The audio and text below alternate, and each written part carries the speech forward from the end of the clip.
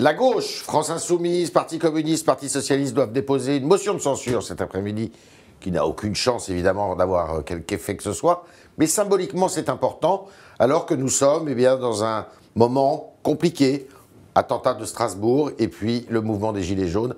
C'est avec Jean-Christophe Cambadélis, l'ancien premier secrétaire du Parti socialiste, que nous en parlons ce matin.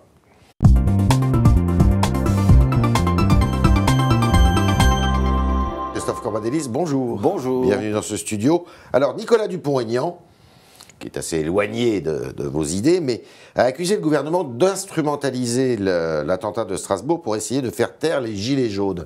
C'est votre avis?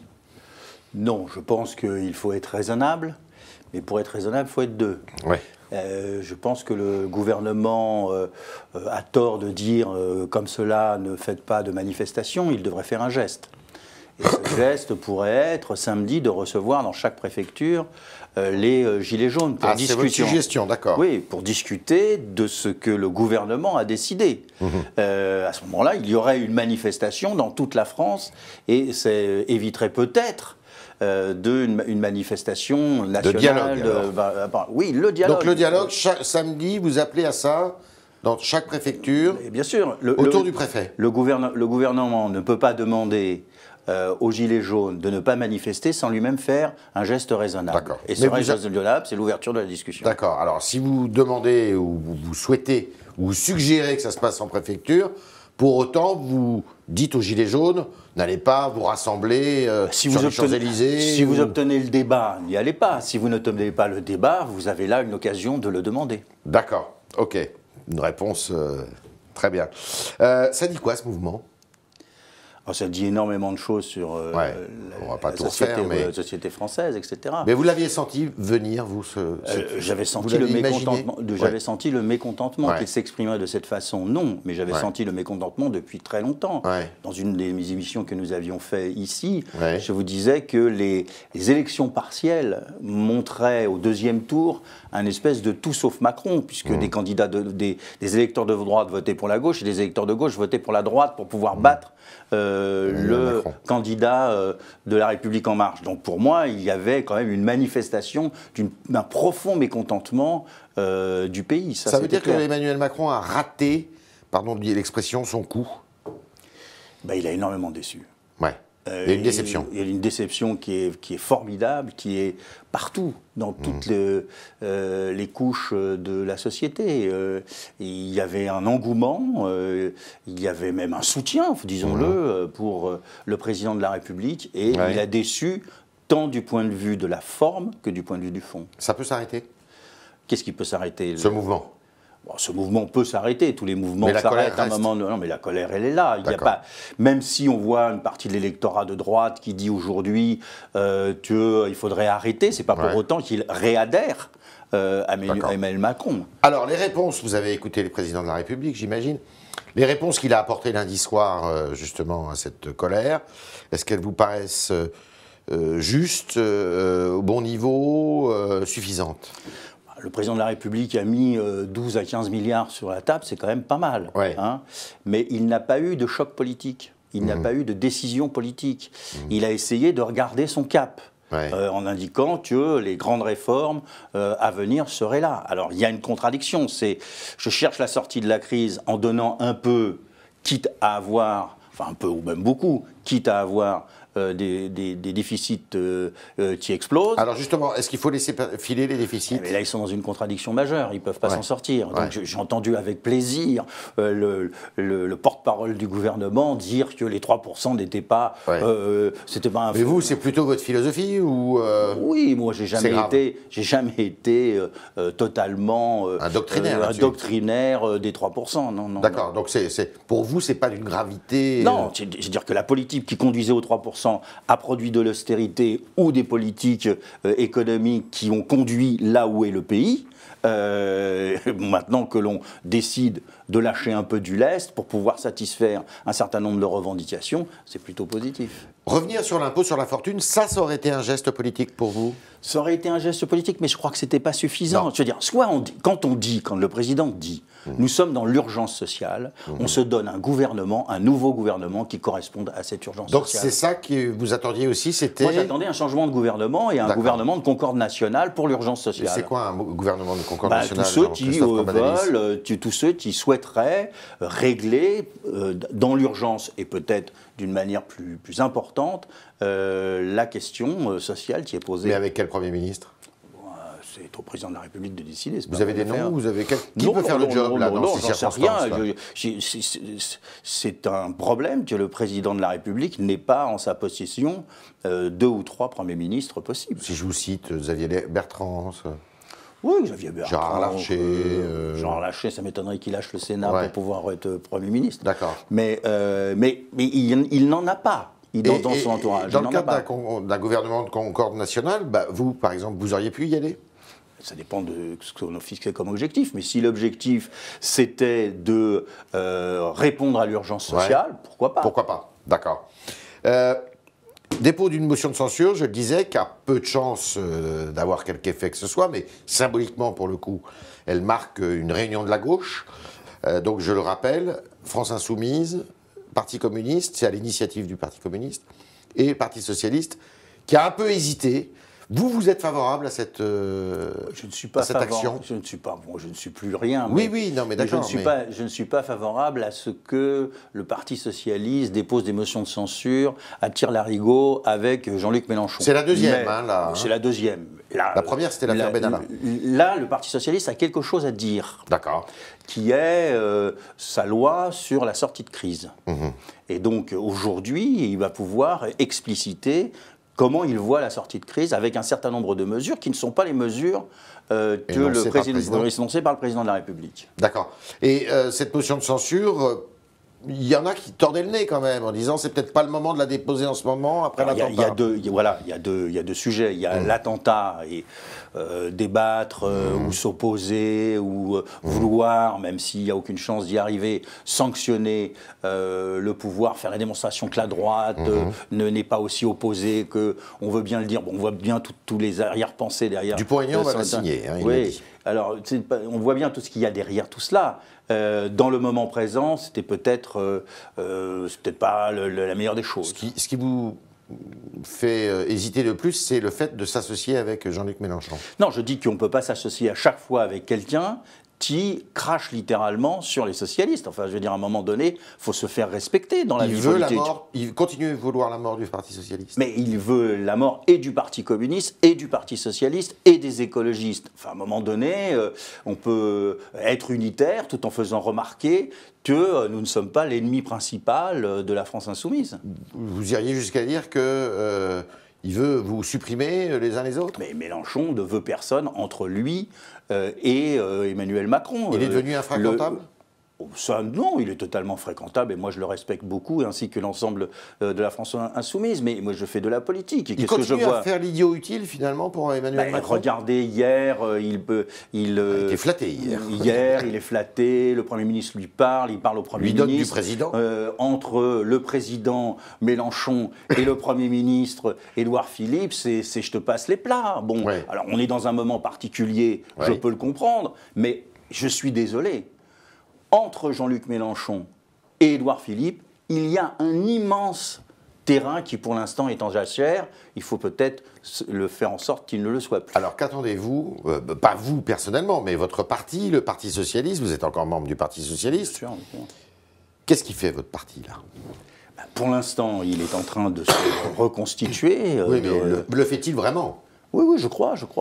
Vous approuvez l'action de votre successeur, Olivier Faure ? Oui, Olivier Faure a une tâche extrêmement difficile, parce qu'il n'est plus dans le bipartisme, il est dans le multipartisme, et dans cette situation, parler est difficile, d'autant plus que vous êtes étalonné aux 6% que vous avez fait à l'élection présidentielle, donc votre temps de parole est assez réduit. Ce qu'il faut, au fond, c'est une offre politique nouvelle, complètement nouvelle. Il faut une rupture avec 30 ans de Parti socialiste, et il faut rassembler l'ensemble de la gauche, ce qui est un vaste sujet. Et dans la coulisse, ça travaille ? Oui, ça travaille. Et alors, vers où? Quelles sont les idées forces qu'il faut dégager? Je ne peux pas vous dire pour l'instant les idées forces. Je pense qu'elles vont petit à petit apparaître. Il y a un certain nombre d'ateliers qui sont en route. Je crois que le Parti socialiste travaille très sérieusement, mais ce n'est pas visible à cette étape. Mais il arrive à se réunir. On voit récemment M. Le Foll, l'ancien ministre de l'Agriculture, dans nos colonnes, qui pestait plutôt contre ce qui se passait au PS. Hein.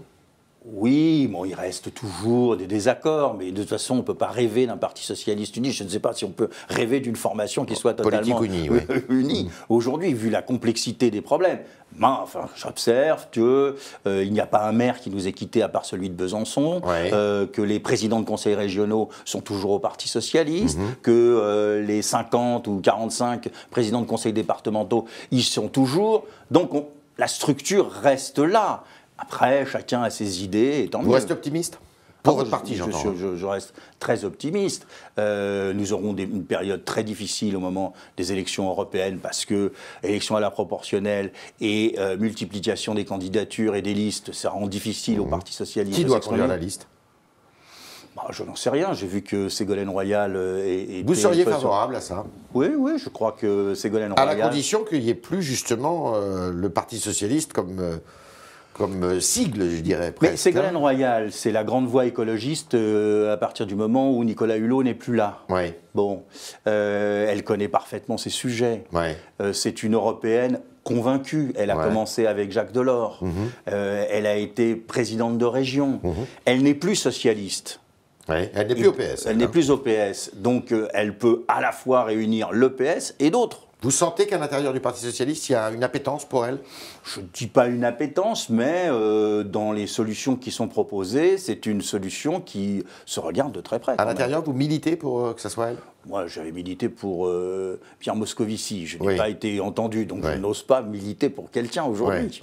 Mais donc elle peut rassembler, d'après vous, et elle peut... Elle peut rassembler, elle peut même être la surprise de cette élection si elle arrive à constituer autour d'elle des hommes et des femmes de cette gauche non mélenchoniste qui a besoin, moi j'appelle à cette gauche non mélenchoniste, à s'organiser, à se constituer, à se mettre en mouvement. Vous l'avez contacté, vous l'avez vu? Non, pas du tout. Non. Pas question de l'avoir. Et François Hollande, là? François Hollande, vous approuvez ces petites remarques de temps en temps? Enfin là, il se fait un peu plus silencieux. Je ne les approuve pas toutes, mais je comprends ce qu'il veut faire. Qu'est-ce qu'il veut faire? Ce qu'il veut faire, c'est qu'il veut dégager le terrain à cette gauche non mélenchoniste. D'accord. 2 petites ou 3 questions. OK pour la reconnaissance du vote blanc. C'est apparu dans le discours du président de la République. On ne s'est pas beaucoup arrêté dessus. Oui, c'était une proposition de Laurent Fabius que je reprends volontiers. D'accord. Alors, il n'en a pas parlé, ça, en revanche, mais c'est extrêmement... c'est souvent demandé chez les Gilets jaunes, dans les interviews qui peuvent être faites, référendum d'initiative populaire. Oui, référendum d'initiative populaire. La voie avait été ouverte par François Mitterrand avec la possibilité de... Depuis le temps, hein, à chaque fois, on remet ça sur le tapis. Il y avait déjà la possibilité de... Il y a le référendum d'initiative partagée aujourd'hui, au terme de la réforme de 2008. Donc il faut savoir les seuils et tout ça, mais bon, tout ce qui va vers la déconcentration des pouvoirs me semble positif aujourd'hui. D'accord. Et là, on est encore trop dans une formule. Aujourd'hui, si on voulait aller jusqu'au bout, on crève du jacobinisme français. D'accord. C'est Jean-Christophe Cambadélis, l'ancien premier secrétaire du Parti socialiste, qui est avec nous. Et on continue avec vos questions et celles de Jean-Baptiste Sémergian, qui se fait votre écho.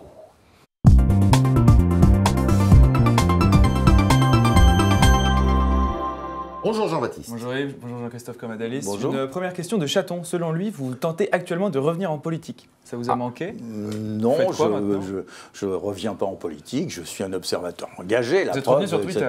Je suis revenu sur Twitter, oui. Je suis revenu aussi, j'ai relancé mon blog, etc.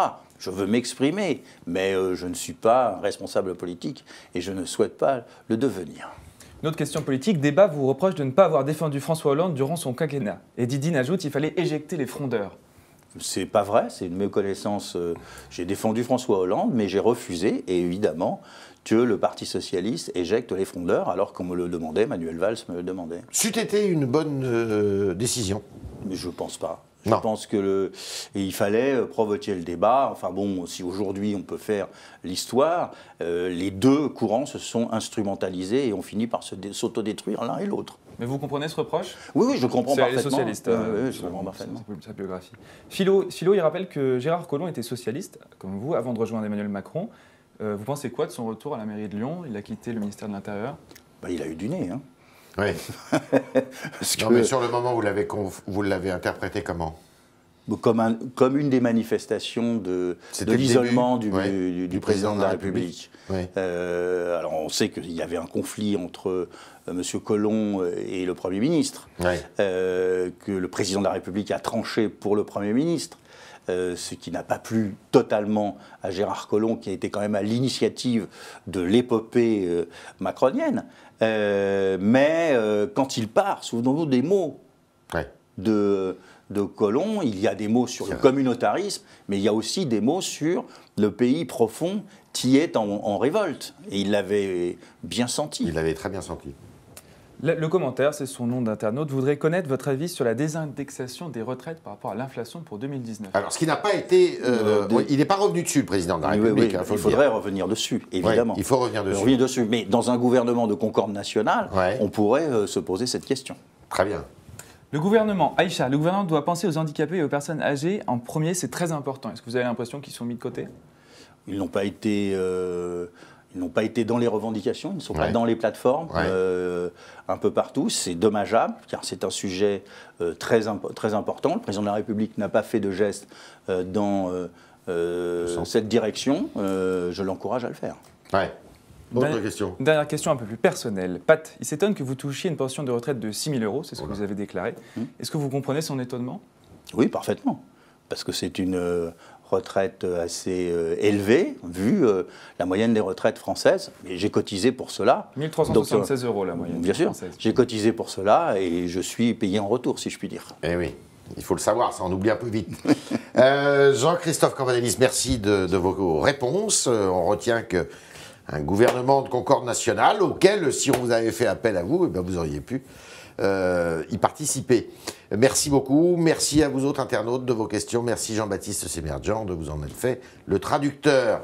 Et à demain, si vous le voulez bien.